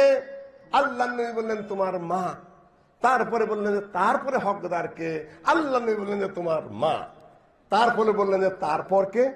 তারপর তোমার বাবা। শ্বশুর শাশুড়ির কথা আছে নাকি এখানে? বন্ধু বান্ধবের কথা? তাদের হক আছে, কিন্তু মেলা পরে, যোজন যোজন দূরে, মুরব্বী হিসাবে, বন্ধু হিসাবে বহু দূরের হক। কিয়ামতের আলামত এটা। ছেলে পেলেরা বাবা মার হক আদায় করবে না, বন্ধুদের নিয়ে ব্যস্ত থাকবে, দূরবর্তী মানুষের সাথে আড্ডা মারবে, সেখানে পয়সা খরচা করবে, বাবা মার হক দিবে না। বিসমিল্লাহির রহমানির রহিম। ওয়া ক্বাদা রাব্বুকা আল্লা তা'বুদু ইল্লা ইয়্যাহ ওয়া বিল ওয়ালিদাইনি ইহসানা إما يبلغن عندك الكبر أحدهما أو كلاهما فلا تقل لهما أف ولا تنهرهما وقل لهما قولا كريما واخفض لهما جناح الذل من الرحمة তারপর কি? وقل رب ارحمهما كما ربياني صغيرا। কে শিখিয়ে দিচ্ছে? কে শিখিয়ে দিচ্ছেন? আল্লাহ স্বয়ং শিখিয়ে দিচ্ছেন, আল্লাহ নবী স্বয়ং শিখিয়ে দিচ্ছেন। ওয়া ক্বাদা রাব্বুকা আল্লা তা'বুদু ইল্লা ইয়াহু, আল্লাহ পাক নির্ধারণ করে দিয়েছেন, নির্দিষ্ট করে দিয়েছেন, ফরজ করে দিয়েছেন, আল্লাহ তা'বুদু ইল্লা ইয়াহু, আল্লাহ ছাড়া আর কারো ইবাদত করবে। এটা আল্লাহর হক। আগে হাদিস পাঠ করেছি, এখন আর আমি এটা রিপিট করছি না। ওয়া বিল ওয়ালিদাইনি ইহসানা, বাবা মার প্রতি ইহসান করবে, বাবা মার সাথে সৎ ব্যবহার করবে, বাবা মার সাথে সদাচরণ করবে। তার ব্যাখ্যাটা কি? আল্লাহ পাক স্বয়ং বলে দিচ্ছেন, ইম্মা ইয়াবলুগান্না ইনদাকাল কিবারা আহাদুহুমা আও কিলাহুমা ফালা তাকুল লাহুমা উফ। ব্যাখ্যাটা হলো এই, বাবা জুয়ান আছে, বাবা তাগড়া, বাবা স্বাস্থ্যবান, বাবা উপার্জন করতে পারে, এটা নিয়ে কোরআন কিছুই বলে নেই। মায়ের হক সবসময় বাবা মার কথা বলছে। ইম্মা ইয়াবলুগান্না ইনদাকাল কিবারা আহাদুহুমা আও কিলাহুমা। কেননা জুয়ান বয়সে বাবা মেহনত করতে পারে, বাবা খেতে পারে, বাবা লড়াচড়া করতে পারে, পাইলে ছেলেকে একটা থাপ্পড় মারতে পারে। সন্তানাদি বাবা মার উপরে নির্ভরশীল থাকে। তখনকার কথা কোরআন বেশি কিছু বলে নেই। কোরআন বলেছে ইম্মা ইয়াবলুগান্না ইনদাকাল কিবারা, তোমাদের কাছে যখন বাবা মা বার্ধক্যে পৌঁছে যায়, একজন কিংবা উভয়ই, ফালা তাকুল লাহুমা উফ, তখন উফ শব্দ উচ্চারণ করো না। উফ শব্দ উচ্চারণ কিভাবে করবেন? বুড়া মানুষ কোনো কাজে লাগে? বুড়া মানুষ কোনো কাজে লাগে না। ঘরে পড়ে থাকে, বিছানায় পেশাব পায়খানা করে, ওষুধ কিনে আনতে হয়, ডাক্তারের কাছে যেতে হয়, আবার খাওয়া খাইতে চায় না, আদর করে করে একটু একটু করে খাওয়াইতে হয়, যা দিবেন তাই তার কাছে ভালো লাগে না, বদমেজাজি থাকে, পেশাব করতে গেলে ধরে নিয়ে যাইতে হয়, পায়খানা করতে হলে তাকে ধরে নিয়ে যেতে হয়, যখন ডাক্তারের কাছে নিয়ে যেতে হয় কোলে করে কাঁধে করে নিয়ে যেতে হয়। বাবা মা যখন বুড়ো হয়ে যায় তখন তারা যেন আবার ওই শিশুর মতো হয়ে যায়। ফালা তাকুল্লাহুমা উফ, ওষুধ চাইলেও বলবে না, খেদমত চাইলেও বলবে না, বিছানায় পায়খানা করলে উহু শব্দ উচ্চারণ করবে না। এবং বাবা মা যদি বিছানায় পায়খানা করে নাকে রুমাল দিয়ে যেও না, কেন বাবা মা কষ্ট পেতে পারে। আমার বাচ্চা আমি পায়খানা করেছি ঘৃণা করে নাকে রুমাল দিয়েছে, খেয়াল করতে হবে। বাবা মা যদি মাইন্ড করে ওই কাজও করতে যেও না, মাইন্ড না করলে সেটা অন্য কথা। আমরাও বুঝি যে কে কখন নাকে রুমাল দেয়, কে কোন আচরণ করে, কোন ভাষা ব্যবহার করে। বাবা মা বোঝে না ওখানে বসে দেখা, সব বোঝে। ফালা তাকুল্লাহুমা উফ ওয়ালা তানহারহুমা, উফ তো বলবেই না, ধমক তো দিতেই পারবা না, ওটাতে বলাই যাবে না। হ্যাঁ বুড়া কি করতেছ, আর আমার পয়সা পাতি নাই, আমি কতক্ষণ তোমার বয়ে থাকবো, আমার আর কোনো কাজকর্ম আছে না, ইত্যাদি ইত্যাদি ধমক তো দেওয়াই যাবে না। ওয়াকুল্লাহুমা কাওলান কারীমা, তাদের সামনে তুমি বিনয়ের সাথে নম্রের সাথে সুন্দর কথা, ভদ্রোচিত কথাবার্তা বলো। আব্বা কেমন লাগতেছে আপনার, মাজাটা কি ব্যথা করতেছে, মাথায় ব্যথা করতেছে, আম্মা আপনার কেমন লাগতেছে এখন, আপনি কি কিছু খাবেন, ওষুধ এনে দেব, ফলটাকে দিব, আপনি কি বাথরুমে যাবেন, আপনার কি কাপড় নষ্ট হয়েছে, জিজ্ঞাসা করুন বাবা মাকে, কোনো শরম নাই। আপনি শিশুকালে যেরকম ছিলেন বাবা মা এখন ওই রকম হয়ে গেছে, লজ্জার কোনো কারণ নেই। হজের সময় হয়ে গেছে, ইয়ামানের এক হাজি তার বৃদ্ধা দুর্বল মাকে কোলে নিয়ে হজে এসেছে। সেই ইয়ামান তো কম ধরে না, কতটুকু যানবাহনে এসেছে জানতে পারে নাই, হয়তোবা সাগর দিয়ে এসে ইয়ালামলামে এসে নেমেছে। আগের যুগের হাজিরা নামতো কোথায়, পানি জাহাজে যায় ইয়ালামলামে, ওটা ইয়ামানের কোনায়। ইবনে ওমর রাদিয়াল্লাহু তাআলা আনহু বলছে, হে ইবনে ওমর, আমি এই মাকে টেনে টেনে কোলে করে নিয়ে এসেছি, কোল থেকে আমি নামাই নেই, তোয়াব করাচ্ছি আমি তাকে কোলে নিয়ে, সাফা মারওয়া আমি সাই করবে একে কোলে নিয়ে, মিনায় আরাফায় যাব আমার মাকে কোলে নিয়ে, তারপরে দেশে ফিরে যাবো আল্লাহ যদি বাঁচিয়ে রেখে মাকে নিয়ে। আমার কি মায়ের হক আদায় হবে? ইবনে ওমর রাদিয়াল্লাহু তাআলা পাগল, আহাম্মক কোথাকার। মায়ের হক কোনদিন মাফ হয় নাকি? মায়ের হক কোনদিন শেষ হয় নাকি? মায়ের ঋণ কোনদিন শোধ করতে পারবে নাকি? বোকা কোথাকার। তোমাকে প্রসব করার সময় প্রসব বেদনায় কাতর হয়ে মা যে একবার একটা দীর্ঘশ্বাস ছেড়েছিল, সারা জীবন যদি কোলে করে নিয়ে ঘোরো, ওই একবারের দীর্ঘশ্বাসের সেইটারই শোধ হবে না। হাদিস বিবরণে এসেছে, সহি হাদিস, সহি বর্ণনা। সম্মানিত উপস্থিতি, সন্তান যখন পেটের মধ্যে ঢুকে গেল, আল্লাহ বলেন ফি কারারিম মাকিন, নিরাপদ জায়গার মধ্যে আমি আশ্রয় দিয়ে দিলাম, সেখানে পোকা ঢুকতে পারে না, মাকড় ঢুকতে পারে না, বাইরের কোনো খারাপ আবহাওয়া ঢুকতে পারে না। মায়ের খাওয়াই খাওয়া, নাভির সাথে মায়ের রগ যুক্ত থাকে, মা যা খায় সেইখান থেকেই সন্তানের পেটে যায়। তোমার জন্য কিন্তু আলাদা কোনো খাদ্য নাই, মায়ের পেটেই বড় হয়। আল্লাহ বলেন ফি কারারিম মাকিন, পেটটা তো বাইরের দিকে বড় হয়, কিন্তু বাচ্চাটা থাকে কোন দিকে? পিঠের দিকে। পেটের চামড়া যেহেতু নরম, এই জন্য এই দিকে ফুলে আসে, পিছন দিকে হাড্ডির জন্য কি হয় না, ওই দিকে বেরিয়ে যেতে পারে না। মাথাটা নিচের দিকে থেকে মায়ের পেট থেকে বাচ্চাটা বেরিয়ে আসে। আল্লাহ ওয়াহদাহু লা শারীকা লাহু বলেন হামালাতহু উম্মুহু কুরহান আলা কুর। ও বাচ্চারা, তুমি তো বুঝতে পারছো না, ছেলেরা তো আদৌ বুঝতে পারবে না, মেয়েরা যখন বাচ্চা পেটে আসবে তখন মায়ের যন্ত্রণা বুঝতে পারবে। হামালাতহু উম্মুহু কুরহান আলা কুর, কষ্টের উপরে কষ্ট, বিপদের উপরে বিপদ, শাস্তির উপরে শাস্তি, দুঃখের উপরে দুঃখ সহ্য করে মা সন্তানকে পেটের মধ্যে নিরাপদ রাখে। সে দৌড়ায় না, সে টিউবওয়েলের কাছে যায় না, খাওয়া দাওয়া সে বেঁচে খায়। পেটের সন্তানটা না জানে কি হয়, 140 দিনের মাথায় কম ও বেশি যখন রূহ চলে আসে, বাচ্চাটা ঢিপ ঢিপ ঢিপ ঢিপ করতে থাকে। মায়ের পেটের মধ্যে কি করেছে তুমি জানো না। কোরআনে হাদিসে বিস্তারিত বিবরণ এসেছে।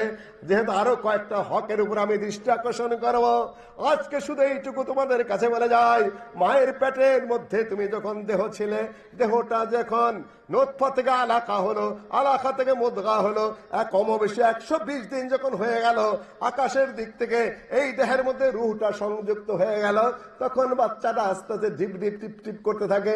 মা ছোট বাচ্চাকে ডেকে বলে, একটা তোর কানটা পেটের মধ্যে দে তো। আমি দেখেছি আমার ভাইকে বাচ্চাকে কানের মধ্যে দিয়ে দেখায়, এই দেখ আস্তে আস্তে আস্তে আস্তে ডিপ ডিপ করতেছে, লড়াচড়া করতেছে। আরো যখন বড় হয়ে যায়, হাত পা ছুটতে থাকে, তখন মা চিৎকার করে কান্নাকাটি করে। বাচ্চারা লড়তেছে গেলে পেটের মধ্যে, হায় সহ্য হয় না।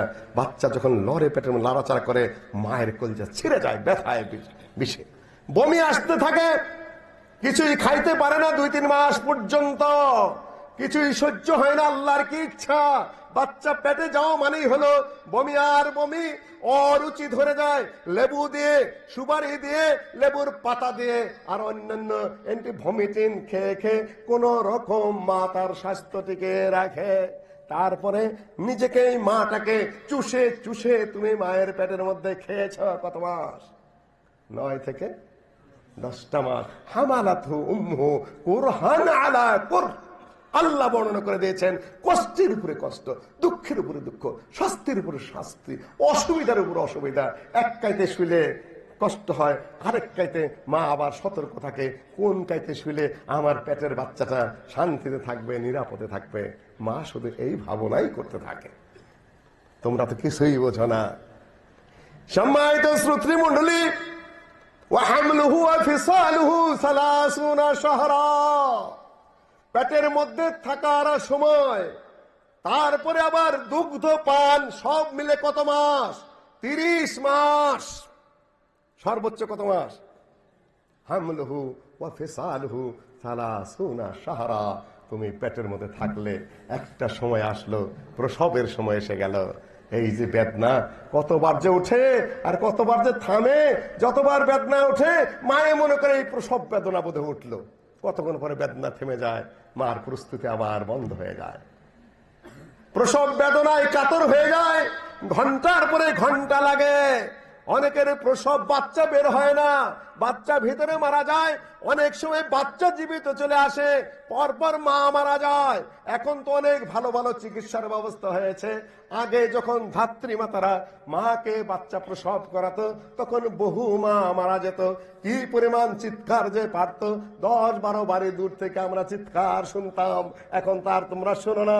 আমাদের যুগে আমরা দেখেছি, আমাদের মাদেরকে দেখেছি, চাচিদেরকে দেখেছি, আশপাশের মাদেরকেও দেখেছি, যে বাড়িতে যখন প্রসব বেদনার সৃষ্টি হতো, তখন সেই চিৎকারের আওয়াজ কয়েক বাড়ি দূর থেকে পর্যন্ত শোনা যেত।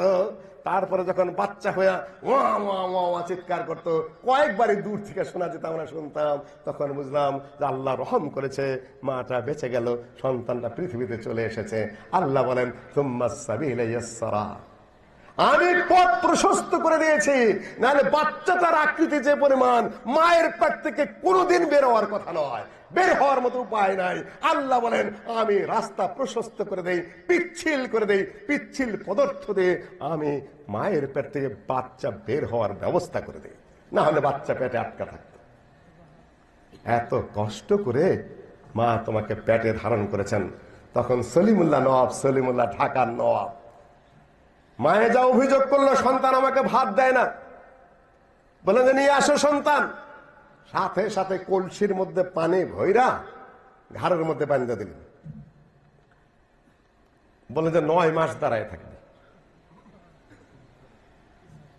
যে কেন? এটা কোন বিচার?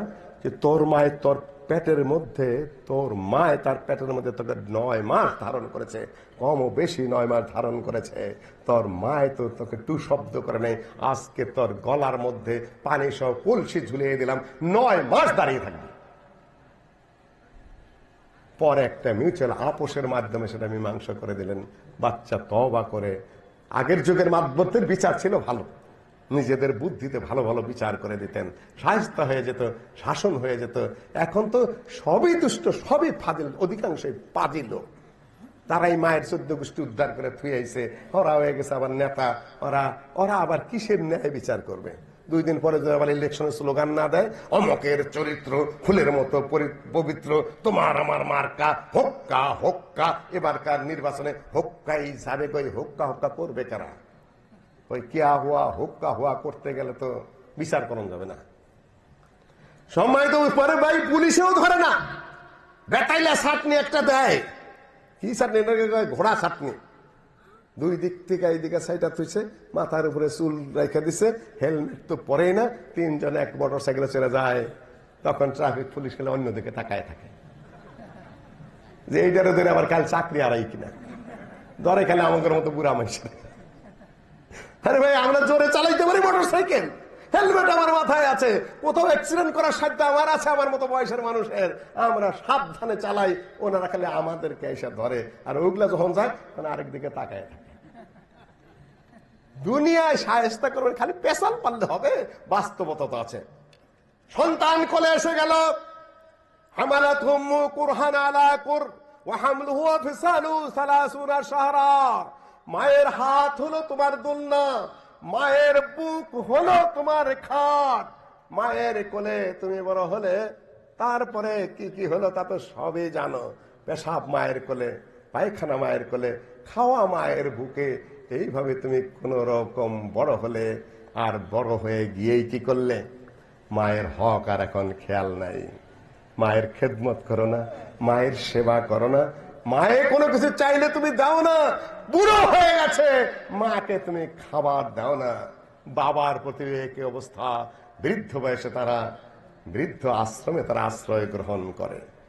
মায়ের হক যদি আদায় না করো, বাপের হক যদি আদায় না করো, আল্লাহ নবী বলেন হুমা জান্নাতুকা ওয়া নারুকা, বাবা মাই হলো তোমার জান্নাত এবং তোমার জাহান্নাম। এই 2 জনের হক পূর্ণাঙ্গ ভাবে আদায় করে তারপরে আগাবে। সম্মানিত শ্রোতৃ মণ্ডলী, সংক্ষেপে আর 2-1টা কথা। স্বামী স্ত্রীর হক। মনে করবেন যে বিয়া শাদী করলেন, তাই না, আর সারা গেল, কেউ কারো হকের প্রতি খেয়াল করবেন না।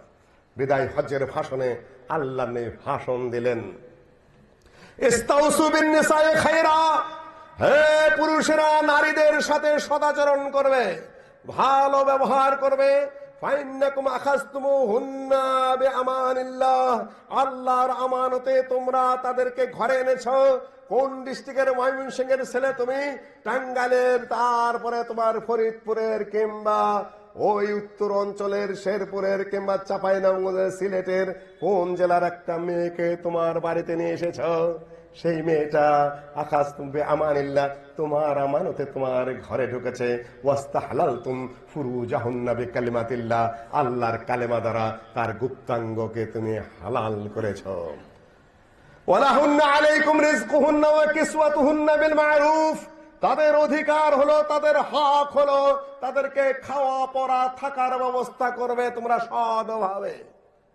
তুমি খাওয়ার দিচ্ছ না, তুমি কাপড় চোপড় দিচ্ছ না, তুমি থাকার দিচ্ছ না, তার প্রয়োজনীয় যা কিছু কিছু দিচ্ছ না, ঘরের মধ্যে খাবার ব্যবস্থা না করে তুমি দৌড়ে এসে বলছে খাবার দে, ভাত দে, ভাত দে। যদি ভাত তো দিমু, চাউল এনে দিয়ে গেছো, আবার চাউল লাগে নাকি ভাত খাইতে, ওইকে একেবারে পাজুন দে বাড়ি। হলো এগুলা? এগুলা হলো না। স্ত্রীর হক আদায় হলো না আপনার। স্ত্রীর হক আদায় করতে হবে যথাযথভাবে, তার পাওনা আপনাকে দিতে হবে। স্ত্রীর হক আর কি আদায় করবেন? প্রথমই তো স্ত্রীর হক তো আদায় করার কোনো প্রশ্নই নাই। প্রথমতই আপনি মোহরানা দিয়ে বিয়ে করবেন। মোহরানা তো দেন না, উল্টা কিনেন, যৌতুক নেন। প্রথমেই তো অত্যাচার দেওয়া শুরু করলেন, অত্যাচারের মাধ্যমে আপনার দাম্পত্য জীবন শুরু হলো। আল্লাহ নবী বলেন হাত্তা লোকমাতাল্লাতি তারুদ্দুহা ফি ফিকে সাদাকা, তোমার বউয়ের মুখের মধ্যে তুমি যদি নিজ হাতে একটা নলা বানায় দে, লোকমা বানায় দে, বউকে খাওয়ায় দাও, এটাও সাদগা হিসাবে গণ্য। আপনারা তো মনে করেন বউয়ে পরে খাবে, তাই না? বউয়ে পরে খাবে, আপনারা খাওয়ার পরে কাটা শেষরা চাটা চুটা যা থাকবে খাইলে খাইলো, না খাইলো নাই, তাই না? ভালো ভালো সব খায় শেষ করে আপনি এসে শুয়ে পড়বেন। আল্লাহ নবী আর মা আয়েশা একসাথে খাইতেন, এবং আল্লাহ নবী বলেন হাত্তা লোকমা, একটা লোকমা যদি একসাথে খাইতে বসে তুমি যদি স্ত্রীর মুখে তুলে দাও, সেটা সাদকা হিসাবে গণ্য হয়, সেটা সোয়াব হিসাবে গণ্য। দূরত্ব, বহু দূরত্ব। আর আমরা ওয়াজও করি এমন ভাবে, নারীদেরকে এত নিকৃষ্ট করি, এত দূরত্ব করি, এত খারাপের কথাবার্তা বলি যে তাদের অধিকার থেকে তাদেরকে আমরা বঞ্চিত করার মতো করে বক্তৃতা করি। আল্লাহ নবী বলেন আয়েশা শোনো, মা আয়েশা পানি পান করছিলেন, আল্লাহ নবী বলছেন যে শোনো, তুমি পানি একটু রেখে দাও গ্লাসের মধ্যে। যে কি করবেন? যে আমি ওই গ্লাস থেকে পান করব। রাসূলুল্লাহ সাল্লাল্লাহু আলাইহি সাল্লাম ঠিক মা আয়েশা যে জায়গায় গ্লাস লাগে পানি পান করে অবশিষ্ট রেখে দিয়েছেন, ওই জায়গায় আল্লাহর নবী মুখ লাগে ওই জায়গাতে পানি পান করতেন। রাত্রে দৌড়ের প্রতিযোগিতা। মা আয়েশা রাদিয়াল্লাহু তাআলা আনহা তখন বেশ ছোট, 6 বছর বয়সে বিয়ে হয়েছে। আল্লাহর নবী তো তখন ভালোই যুবক। রাত্রে কি হলো যে চলো আমরা দৌড়ের প্রতিযোগিতা করি। দৌড়ের প্রতিযোগিতায় মা আয়েশা পিছিয়ে পড়ে গেলেন, ছোট্ট মানুষ বালিকা। আল্লাহ নবী আগে উঠে গেলেন। বেশ কিছুদিন পরে মা আয়েশা রাদিয়াল্লাহু তাআলা আনহা যখন যুবতী হয়ে গেলেন, তখন মা আয়েশা বললেন আসুন তো আরেকবার দৌড়ের প্রতিযোগিতা দেই। রাত্রে দৌড় দিলেন। আল্লাহ নবী তখন বুড়ো হয়ে গেছেন, পেট পুট একটু ভারী হয়ে গেছে। মা আয়েশা তখন তরুণী। আয়েশা রাদিয়াল্লাহু তাআলা আনহা দৌড়ে আগে উঠে গেলেন, বলেন হা দাবে দাকা, আজকে আমি ওই দিনের প্রতিশোধ নিলাম। আল্লাহ নবী বলেন ঠিকই করেছ, ভালোই করেছ। এটা স্বামী স্ত্রীর ভালোবাসা, স্বামী স্ত্রীর মহব্বত। আমরা তো অনেক দূরত্ব সৃষ্টি করে রেখেছি। না, দূরত্বের ভালোবাসা ইসলামে নাই, আদর যত্ন ভালোবাসা মোহাম্মদ। আল্লাহ নবী বলেন লাকাদ তাফা বিআলি মুহাম্মদ 70 ইমরাহ ওয়াল্লাহি লা তাজিদুনা উলাইকা খিয়ারাকুম। তোমরা জেনে নাও 70 জন মহিলা আমার কাছে এসে তাদের স্বামীদের বিরুদ্ধে অভিযোগ করেছে। ওই সকল স্বামীরা কোনো ভালো মানুষ নয়। খিয়ারকুম খিয়ারকুম ইলা নিসাইকুম, তোমাদের মধ্যে তারাই উত্তম যারা তাদের স্ত্রীদের কাছে উত্তম। স্ত্রীদের কাছে যারা খারাপ তারা ভালো মানুষ নয়। একান্তই যদি খারাপ হয় তালাকের দিকে যেতে হবে। কিছুটা আলোচনা আমার অনুজ প্রতিম ডক্টর ইমামউদ্দিন মির আব্দুল বাসির করেছেন, আর আমি এখানে তাদের হক নিয়ে আর দ্বিতীয় কথা বলছি না। মহারণাটা আপনারা শোধ করে দিবেন। তারা যতটুকু কাজ পারে অতটুকু কাজ তারা করবে।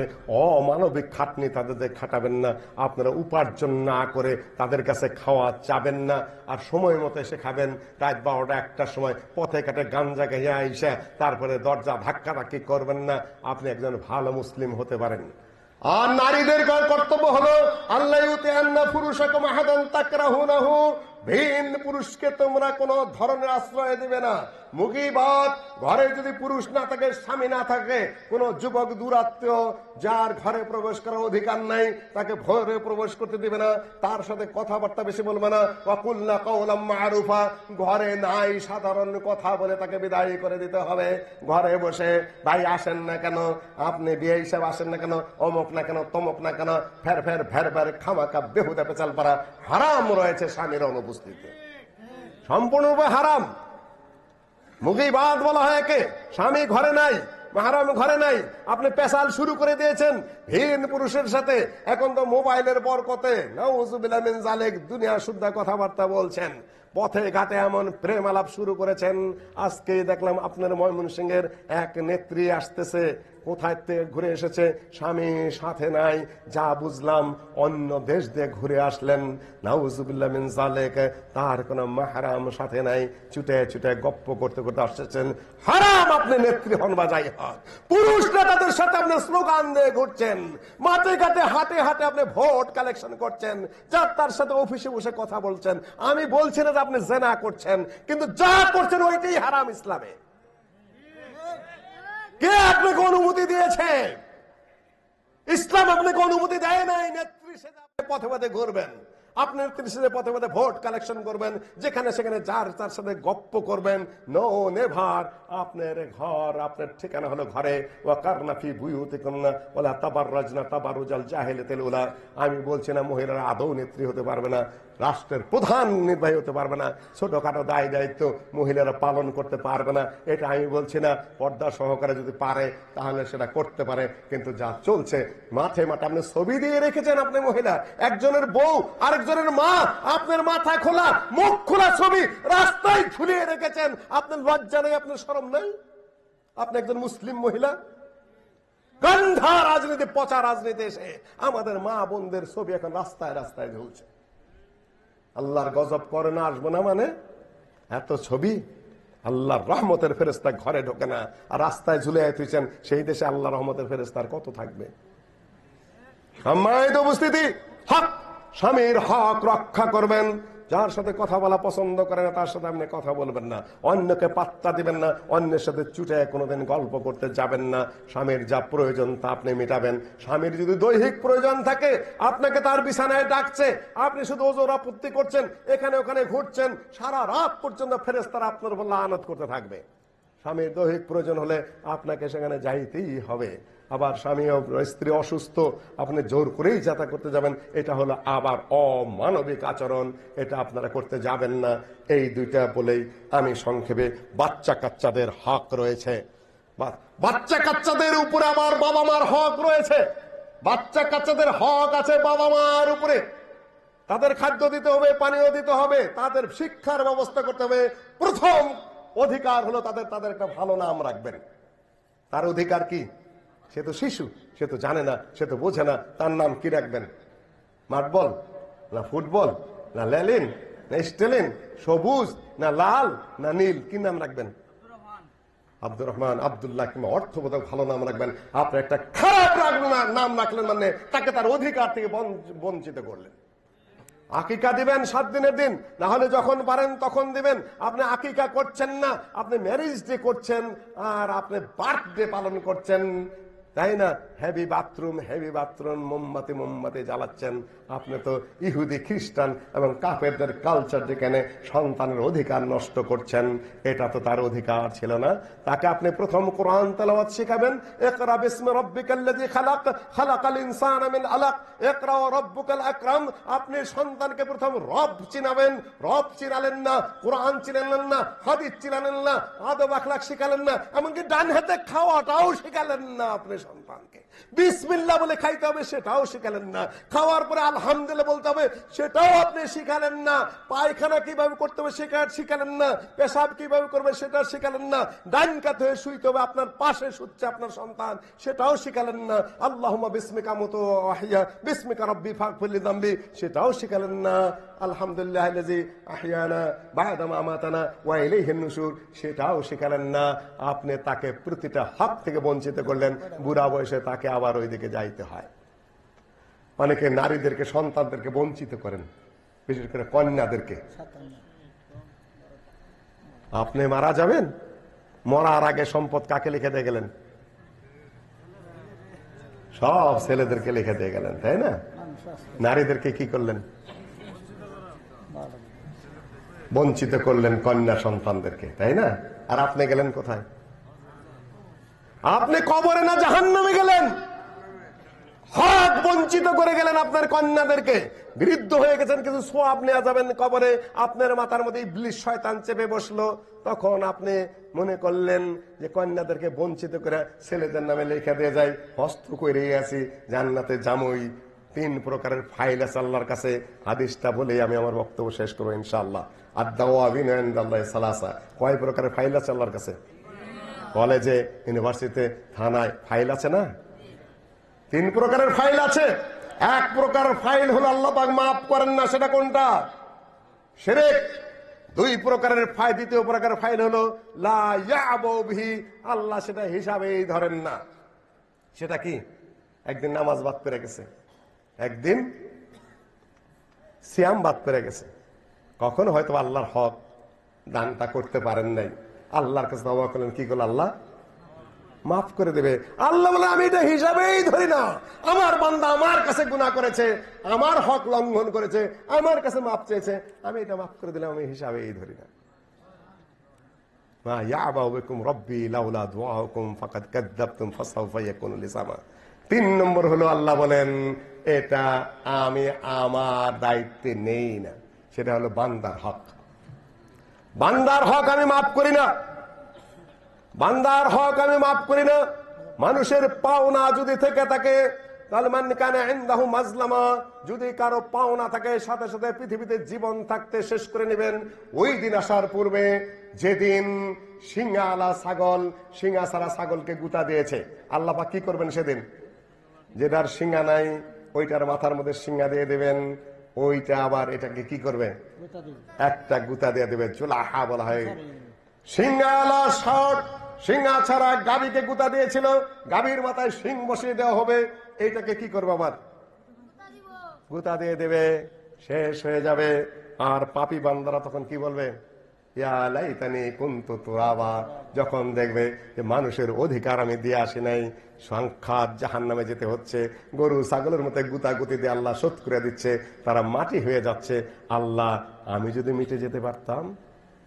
কিয়ামতের দিন সবচেয়ে মিসকিন হলো এই। আল্লাহ নবী বলেন, তোমরা কি জানো সবচেয়ে ফকির কে?